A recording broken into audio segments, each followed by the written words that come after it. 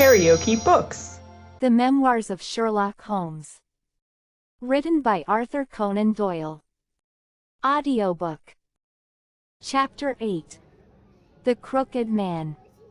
One summer night, a few months after my marriage, I was seated by my own hearth smoking a last pipe and nodding over a novel, for my day's work had been an exhausting one.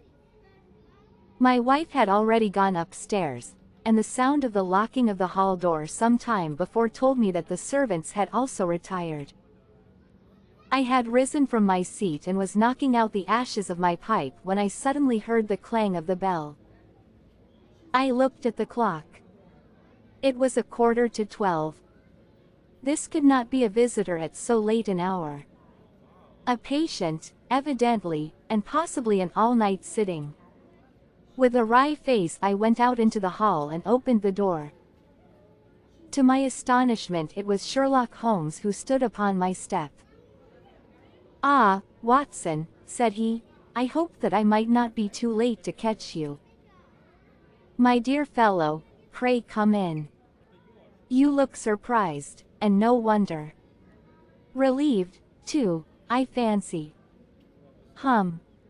You still smoke the Arcadia mixture of your bachelor days then.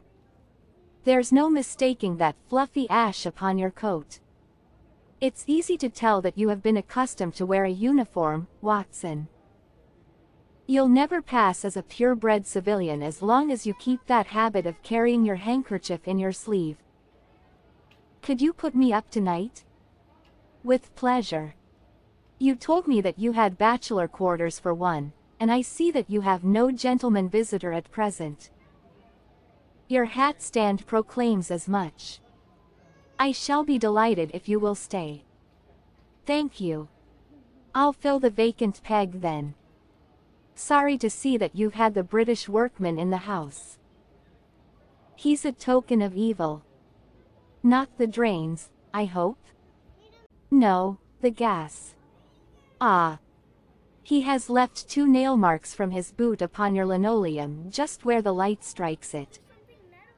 "No, thank you, I had some supper at Waterloo, but I'll smoke a pipe with you with pleasure." I handed him my pouch, and he seated himself opposite to me and smoked for some time in silence. I was well aware that nothing but business of importance would have brought him to me at such an hour, so I waited patiently until he should come round to it. "I see that you are professionally rather busy just now," said he, glancing very keenly across at me. "Yes, I've had a busy day," I answered. "It may seem very foolish in your eyes," I added, "but really I don't know how you deduced it." Holmes chuckled to himself. "I have the advantage of knowing your habits, my dear Watson," said he. "When your round is a short one you walk, and when it is a long one you use a hansom. As I perceive that your boots, although used, are by no means dirty, I cannot doubt that you are at present busy enough to justify the hansom." "Excellent," I cried. "Elementary," said he. "It is one of those instances where the reasoner can produce an effect which seems remarkable to his neighbor, because the latter has missed the one little point which is the basis of the deduction. The same may be said, my dear fellow, for the effect of some of these little sketches of yours, which is entirely meretricious, depending as it does upon your retaining in your own hands some factors in the problem which are never imparted to the reader. Now, at present I am in the position of these same readers, for I hold in this hand several threads of one of the strangest cases which ever perplexed a man's brain, and yet I lack the one or two which are needful to complete my theory. But I'll have them, Watson, I'll have them." His eyes kindled and a slight flush sprang into his thin cheeks. For an instant only. When I glanced again his face had resumed that red Indian composure which had made so many regard him as a machine rather than a man. "The problem presents features of interest," said he. "I may even say exceptional features of interest. I have already looked into the matter, and have come, as I think, within sight of my solution. If you could accompany me in that last step, you might be of considerable service to me. I should be delighted. Could you go as far as Aldershot tomorrow? I have no doubt Jackson would take my practice. Very good. I want to start by the 11.10 from Waterloo. That would give me time. Then, if you are not too sleepy, I will give you a sketch of what has happened, and of what remains to be done. I was sleepy before you came. I am quite wakeful now. I will compress the story as far as may be done without omitting anything vital to the case. It is conceivable that you may even have read some account of the matter. It is the supposed murder of Colonel Berkeley, of the Royal Mallows, at Aldershot, which I am investigating. I have heard nothing of it. It has not excited much attention yet, except locally. The facts are only 2 days old. Briefly, they are these. The Royal Mallows is, as you know, one of the most famous Irish regiments in the British Army. It did wonders both in the Crimea and the Mutiny, and has since that time distinguished itself upon every possible occasion. It was commanded up to Monday night by James Berkeley, a gallant veteran, who started as a full private, was raised to commissioned rank for his bravery at the time of the Mutiny, and so lived to command the regiment in which he had once carried a musket. Colonel Berkeley had married at the time when he was a sergeant, and his wife, whose maiden name was Miss Nancy Devoy, was the daughter of a former colour sergeant in the same corps. There was, therefore, as can be imagined, some little social friction when the young couple, for they were still young, found themselves in their new surroundings. They appear, however, to have quickly adapted themselves, and Mrs. Berkeley has always, I understand, been as popular with the ladies of the regiment as her husband was with his brother officers. I may add that she was a woman of great beauty, and that even now, when she has been married for upwards of 30 years, she is still of a striking and queenly appearance. Colonel Berkeley's family life appears to have been a uniformly happy one. Major Murphy, to whom I owe most of my facts, assures me that he has never heard of any misunderstanding between the pair. On the whole, he thinks that Berkeley's devotion to his wife was greater than his wife's to Berkeley. He was acutely uneasy if he were absent from her for a day.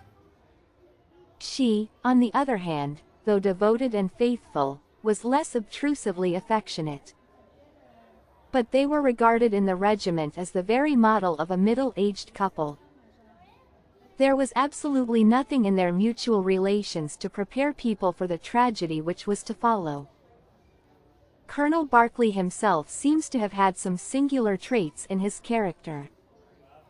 He was a dashing, jovial old soldier in his usual mood, but there were occasions on which he seemed to show himself capable of considerable violence and vindictiveness. This side of his nature, however, appears never to have been turned towards his wife. Another fact, which had struck Major Murphy and 3 out of 5 of the other officers with whom I conversed, was the singular sort of depression which came upon him at times. As the Major expressed it, the smile had often been struck from his mouth, as if by some invisible hand, when he has been joining the gaieties and chaff of the mess table. For days on end, when the mood was on him, he has been sunk in the deepest gloom. This and a certain tinge of superstition were the only unusual traits in his character which his brother officers had observed. The latter peculiarity took the form of a dislike to being left alone, especially after dark. This puerile feature in a nature which was conspicuously manly had often given rise to comment and conjecture. The 1st Battalion of the Royal Mallows, which is the old 117th, has been stationed at Aldershot for some years. The married officers live out of barracks, and the colonel has during all this time occupied a villa called Lachine, about half a mile from the North Camp. The house stands in its own grounds, but the west side of it is not more than 30 yards from the high road. A coachman and 2 maids form the staff of servants. These with their master and mistress were the sole occupants of Lachine, for the Barclays had no children, nor was it usual for them to have resident visitors. Now for the events at Lachine between 9 and 10 on the evening of last Monday. Mrs. Barclay was, it appears, a member of the Roman Catholic Church, and had interested herself very much in the establishment of the Guild of St. George, which was formed in connection with the Watt Street Chapel for the purpose of supplying the poor with cast-off clothing. A meeting of the Guild had been held that evening at 8, and Mrs. Barclay had hurried over her dinner in order to be present at it. When leaving the house she was heard by the coachman to make some commonplace remark to her husband, and to assure him that she would be back before very long. She then called for Miss Morrison, a young lady who lives in the next villa, and the two went off together to their meeting. It lasted 40 minutes, and at 9:15 Mrs. Barclay returned home, having left Miss Morrison at her door as she passed. There is a room which is used as a morning room at Lachine. This faces the road and opens by a large glass folding door onto the lawn. The lawn is 30 yards across, and is only divided from the highway by a low wall with an iron rail above it. It was into this room that Mrs. Barclay went upon her return. The blinds were not down, for the room was seldom used in the evening, but Mrs. Barclay herself lit the lamp and then rang the bell, asking Jane Stewart, the housemaid, to bring her a cup of tea, which was quite contrary to her usual habits. The colonel had been sitting in the dining room, but hearing that his wife had returned he joined her in the morning room. The coachman saw him cross the hall and enter it. He was never seen again alive. The tea which had been ordered was brought up at the end of 10 minutes, but the maid, as she approached the door, was surprised to hear the voices of her master and mistress in furious altercation. She knocked without receiving any answer, and even turned the handle, but only to find that the door was locked upon the inside. Naturally enough she ran down to tell the cook, and the 2 women with the coachman came up into the hall and listened to the dispute which was still raging. They all agreed that only 2 voices were to be heard, those of Barclay and of his wife. Barclay's remarks were subdued and abrupt, so that none of them were audible to the listeners. The ladies, on the other hand, were most bitter, and when she raised her voice could be plainly heard. "You coward," she repeated over and over again. "What can be done now? What can be done now?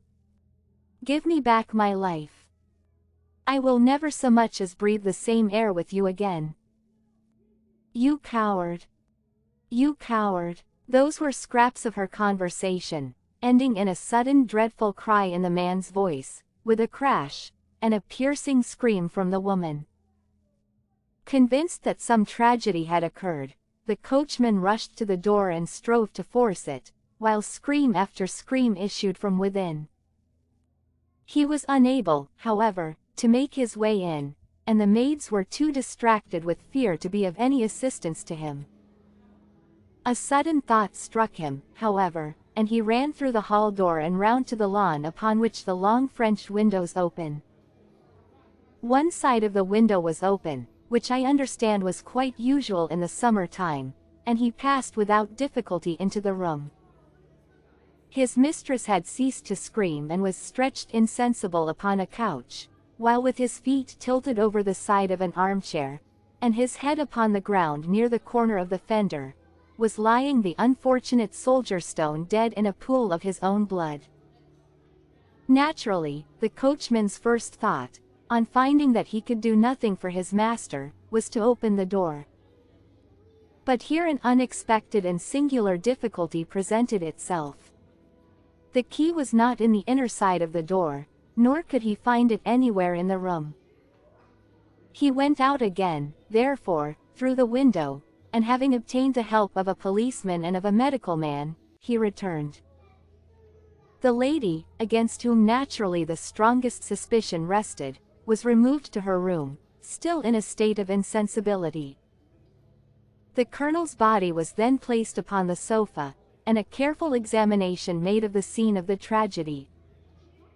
The injury from which the unfortunate veteran was suffering was found to be a jagged cut some 2 inches long at the back part of his head, which had evidently been caused by a violent blow from a blunt weapon. Nor was it difficult to guess what that weapon may have been.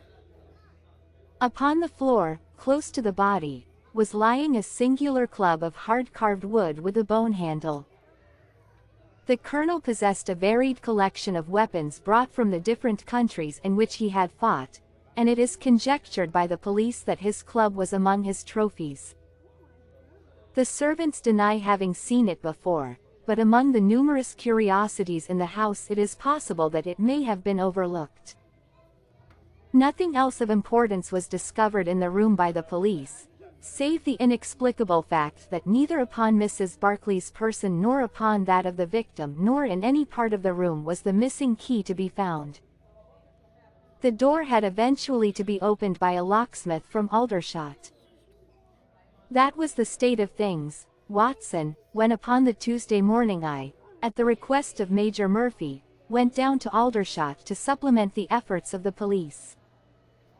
I think that you will acknowledge that the problem was already one of interest, but my observations soon made me realize that it was in truth much more extraordinary than would at first sight appear. Before examining the room I cross-questioned the servants, but only succeeded in eliciting the facts which I have already stated. One other detail of interest was remembered by Jane Stewart, the housemaid. You will remember that on hearing the sound of the quarrel she descended and returned with the other servants. On that first occasion, when she was alone, she says that the voices of her master and mistress were sunk so low that she could hear hardly anything, and judged by their tones rather than their words that they had fallen out. On my pressing her, however, she remembered that she heard the word, David, uttered twice by the lady. The point is of the utmost importance as guiding us towards the reason of the sudden quarrel. The colonel's name, you remember, was James. There was one thing in the case which had made the deepest impression both upon the servants and the police. This was the contortion of the colonel's face. It had set, according to their account, into the most dreadful expression of fear and horror which a human countenance is capable of assuming. More than one person fainted at the mere sight of him, so terrible was the effect. It was quite certain that he had foreseen his fate, and that it had caused him the utmost horror. This, of course, fitted in well enough with the police theory, if the colonel could have seen his wife making a murderous attack upon him. Nor was the fact of the wound being on the back of his head a fatal objection to this, as he might have turned to avoid the blow. No information could be got from the lady herself, who was temporarily insane from an acute attack of brain fever. From the police I learned that Miss Morrison, who you remember went out that evening with Mrs. Barclay, denied having any knowledge of what it was which had caused the ill humor in which her companion had returned. Having gathered these facts, Watson, I smoked several pipes over them, trying to separate those which were crucial from others which were merely incidental. There could be no question that the most distinctive and suggestive point in the case was the singular disappearance of the door key. A most careful search had failed to discover it in the room. Therefore it must have been taken from it. But neither the colonel nor the colonel's wife could have taken it. That was perfectly clear. Therefore a third person must have entered the room. And that third person could only have come in through the window. It seemed to me that a careful examination of the room and the lawn might possibly reveal some traces of this mysterious individual. You know my methods, Watson. There was not one of them which I did not apply to the inquiry. And it ended by my discovering traces, but very different ones from those which I had expected. There had been a man in the room, and he had crossed the lawn coming from the road. I was able to obtain 5 very clear impressions of his footmarks. One in the roadway itself, at the point where he had climbed the low wall, 2 on the lawn, and 2 very faint ones upon the stained boards near the window where he had entered. He had apparently rushed across the lawn, for his toe marks were much deeper than his heels. But it was not the man who surprised me. It was his companion. His companion. Holmes pulled a large sheet of tissue paper out of his pocket and carefully unfolded it upon his knee. "What do you make of that?" he asked. The paper was covered with the tracings of the footmarks of some small animal. It had 5 well-marked footpads, an indication of long nails, and the whole print might be nearly as large as a dessert spoon. "It's a dog," said I. "Did you ever hear of a dog running up a curtain?" I found distinct traces that this creature had done so. "A monkey, then? But it is not the print of a monkey. What can it be, then?" "Neither dog nor cat nor monkey nor any creature that we are familiar with. I have tried to reconstruct it from the measurements. Here are 4 prints where the beast has been standing motionless.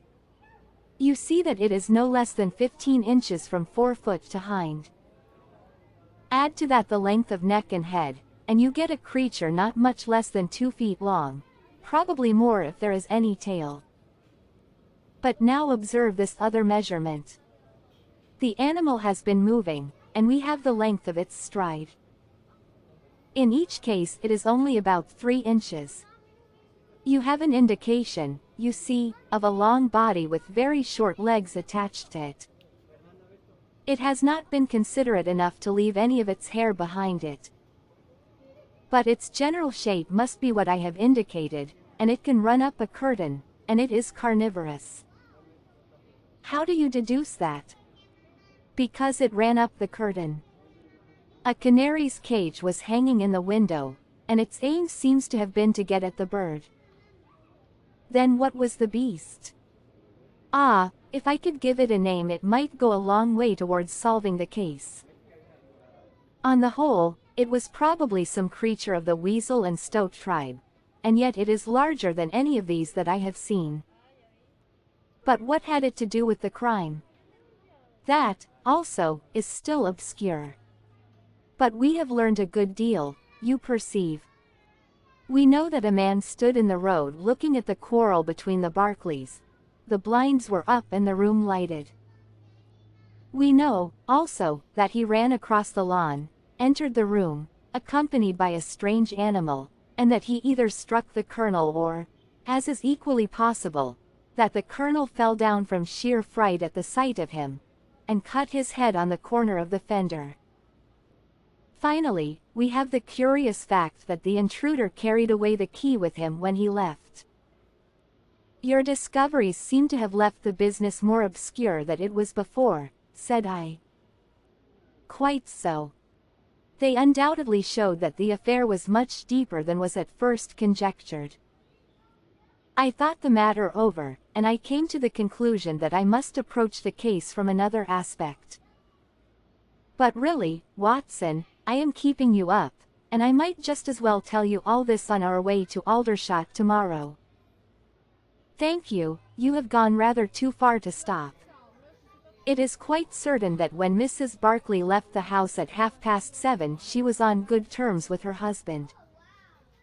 She was never, as I think I have said, ostentatiously affectionate, but she was heard by the coachman chatting with the colonel in a friendly fashion.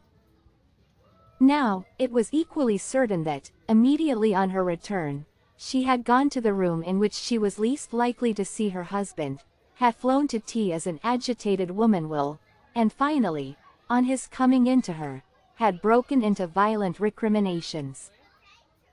Therefore something had occurred between 7:30 and 9 o'clock which had completely altered her feelings towards him. But Miss Morrison had been with her during the whole of that hour and a half. It was absolutely certain, therefore, in spite of her denial, that she must know something of the matter. My first conjecture was, that possibly there had been some passages between this young lady and the old soldier, which the former had now confessed to the wife. That would account for the angry return, and also for the girl's denial that anything had occurred. Nor would it be entirely incompatible with most of the words overheard. But there was the reference to David, and there was the known affection of the colonel for his wife, to weigh against it, to say nothing of the tragic intrusion of this other man, which might, of course, be entirely disconnected with what had gone before. It was not easy to pick one's steps, but, on the whole, I was inclined to dismiss the idea that there had been anything between the colonel and Miss Morrison, but more than ever convinced that the young lady held the clue as to what it was which had turned Mrs. Barclay to hatred of her husband.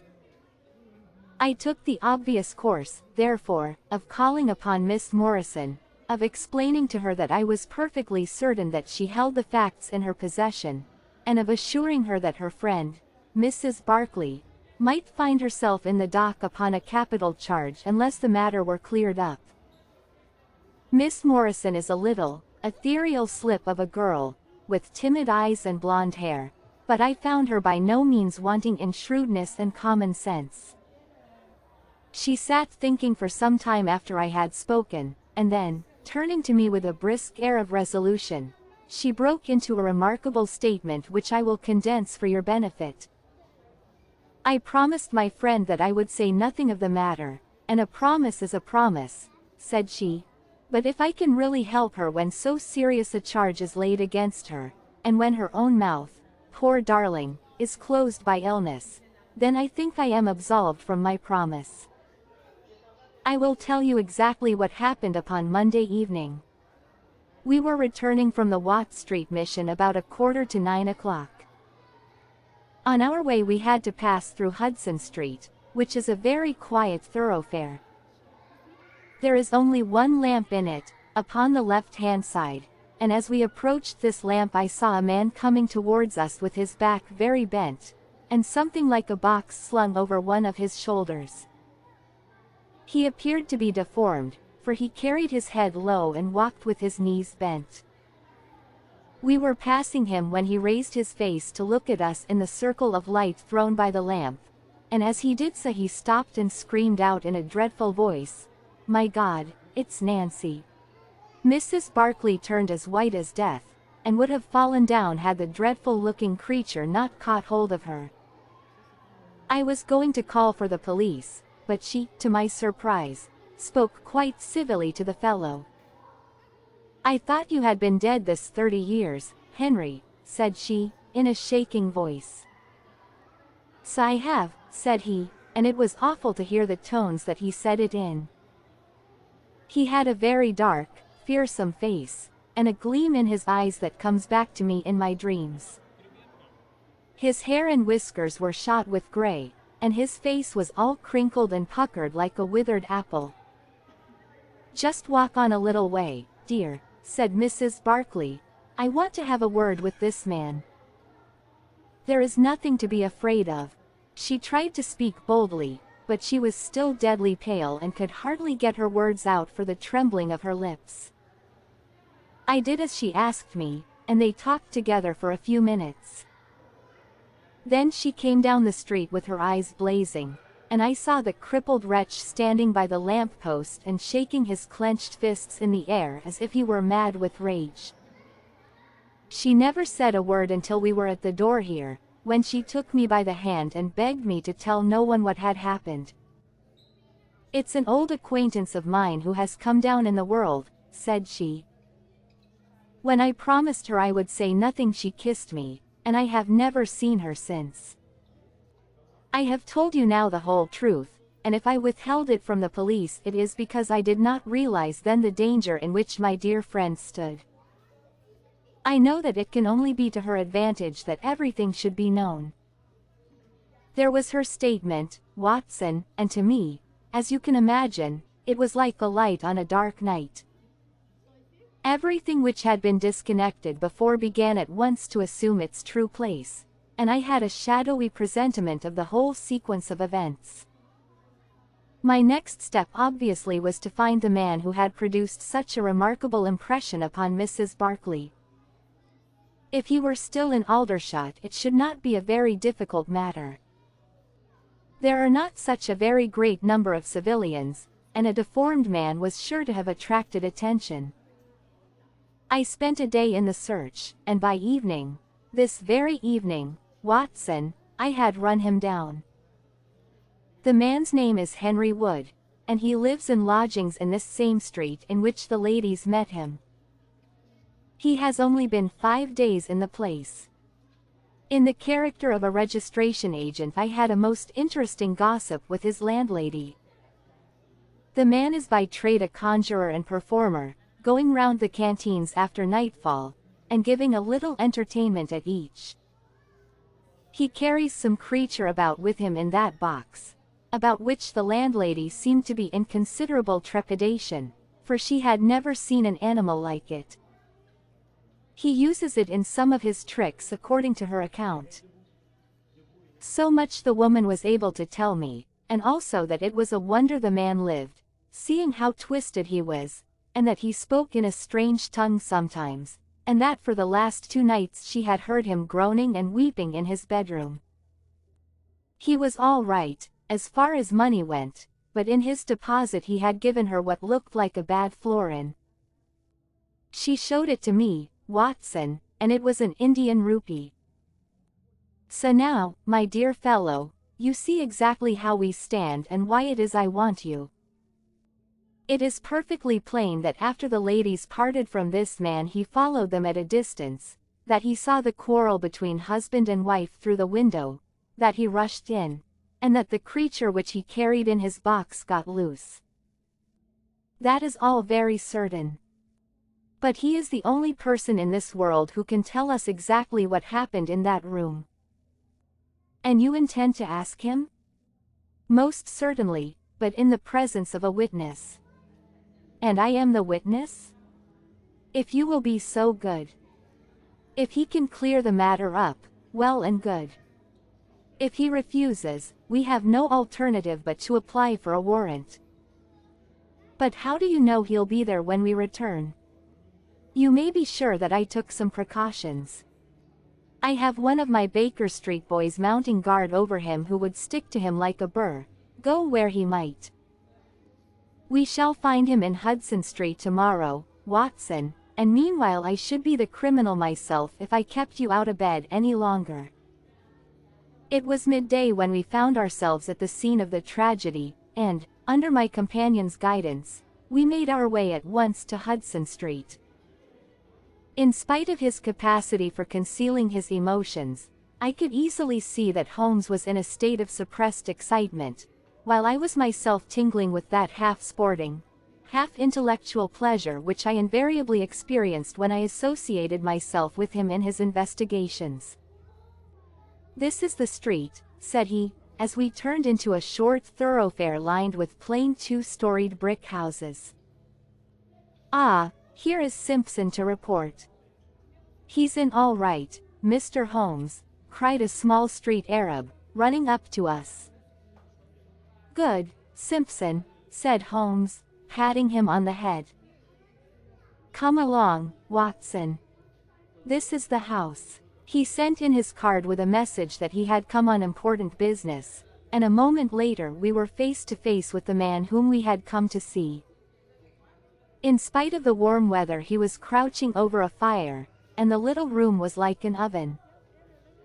The man sat all twisted and huddled in his chair in a way which gave an indescribable impression of deformity, but the face which he turned towards us, though worn and swarthy, must at some time have been remarkable for its beauty. He looked suspiciously at us now out of yellow-shot, bilious eyes, and, without speaking or rising, he waved towards 2 chairs. "Mr. Henry Wood, late of India, I believe," said Holmes, affably. "I've come over this little matter of Colonel Barclay's death." "What should I know about that?" "That's what I want to ascertain." You know, I suppose, that unless the matter is cleared up, Mrs. Barkley, who is an old friend of yours, will in all probability be tried for murder." The man gave a violent start. "I don't know who you are," he cried, "nor how you come to know what you do know, but will you swear that this is true that you tell me?" "Why, they are only waiting for her to come to her senses to arrest her." "My God. Are you in the police yourself?" "No." "What business is it of yours, then?" "It's every man's business to see justice done." "You can take my word that she is innocent." "Then you are guilty." "No, I am not." "Who killed Colonel James Barkley, then?" "It was a just providence that killed him. But, mind you this, that if I had knocked his brains out, as it was in my heart to do, he would have had no more than his due from my hands. If his own guilty conscience had not struck him down, it is likely enough that I might have had his blood upon my soul." "You want me to tell the story?" "Well, I don't know why I shouldn't, for there's no cause for me to be ashamed of it. It was in this way, sir. You see me now with my back like a camel and my ribs all awry, but there was a time when Corporal Henry Wood was the smartest man in the 117th foot. We were in India then, in cantonments, at a place we'll call Bertie. Barkley, who died the other day, was sergeant in the same company as myself, and the belle of the regiment, aye, and the finest girl that ever had the breath of life between her lips, was Nancy Devoy, the daughter of the color sergeant. There were two men that loved her, and one that she loved, and you'll smile when you look at this poor thing huddled before the fire, and hear me say that it was for my good looks that she loved me. Well, though I had her heart, her father was set upon her marrying Barkley. I was a harum-scarum, reckless lad, and he had had an education, and was already marked for the sword belt. But the girl held true to me, and it seemed that I would have had her when the mutiny broke out, and all hell was loose in the country. We were shut up in Bertie, the regiment of us with half a battery of artillery, a company of Sikhs, and a lot of civilians and womenfolk. There were 10,000 rebels round us, and they were as keen as a set of terriers round a rat cage. About the second week of it our water gave out, and it was a question whether we could communicate with General Neill's column, which was moving up country. It was our only chance, for we could not hope to fight our way out with all the women and children, so I volunteered to go out and to warn General Neill of our danger. My offer was accepted, and I talked it over with Sergeant Barkley, who was supposed to know the ground better than any other man, and who drew up a route by which I might get through the rebel lines. At 10 o'clock the same night I started off upon my journey. There were 1,000 lives to save, but it was of only one that I was thinking when I dropped over the wall that night.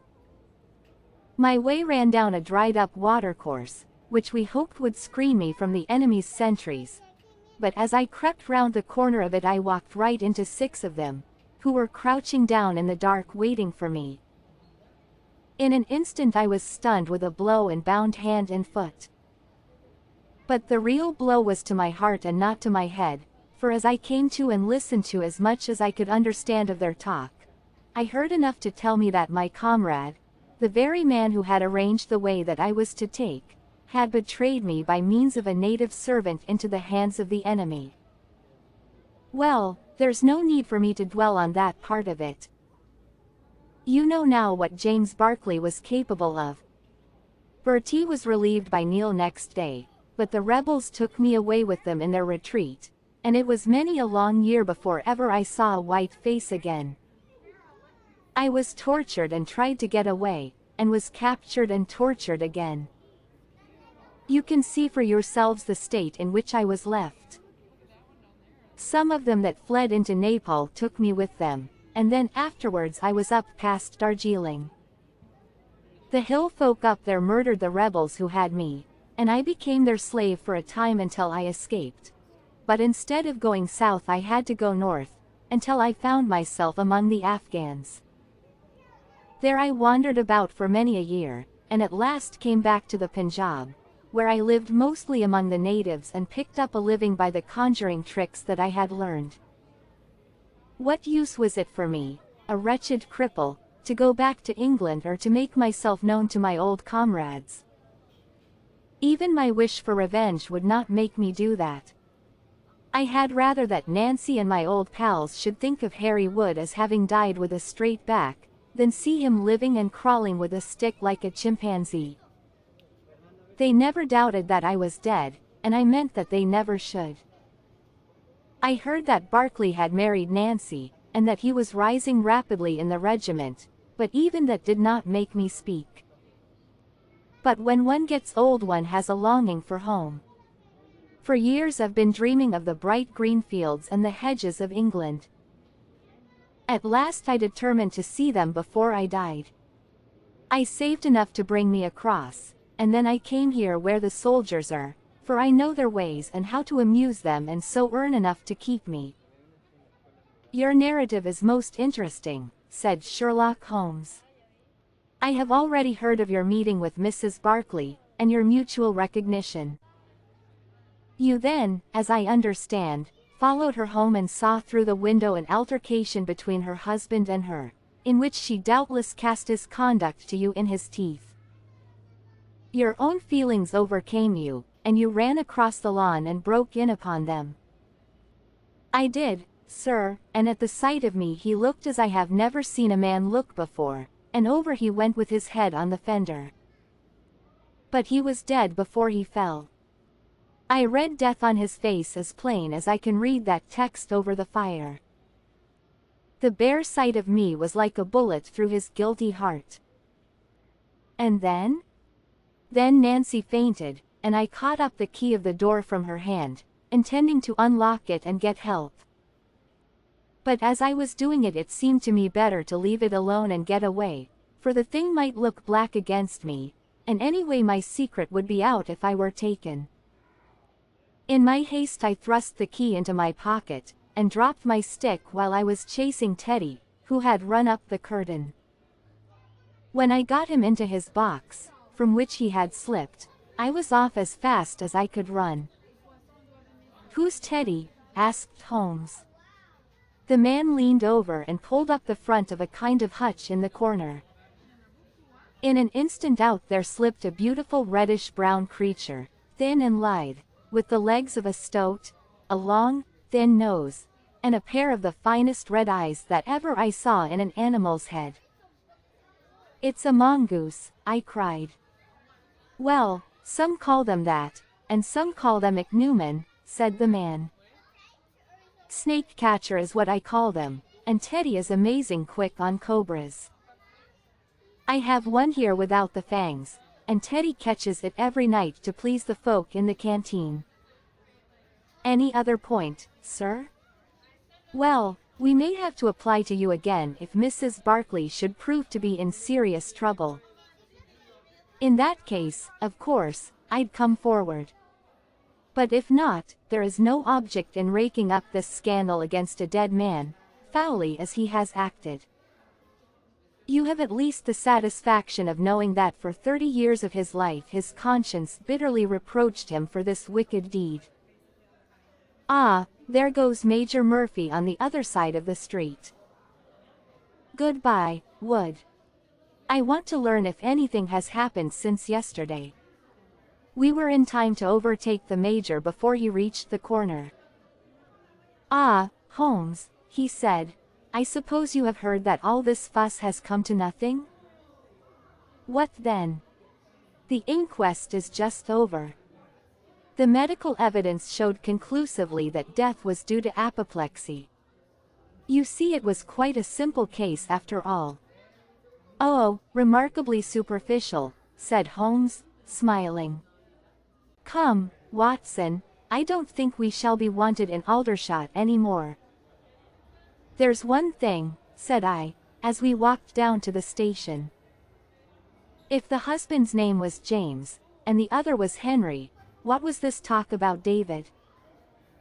That one word, my dear Watson, should have told me the whole story had I been the ideal reasoner which you are so fond of depicting. It was evidently a term of reproach. Of reproach? Yes.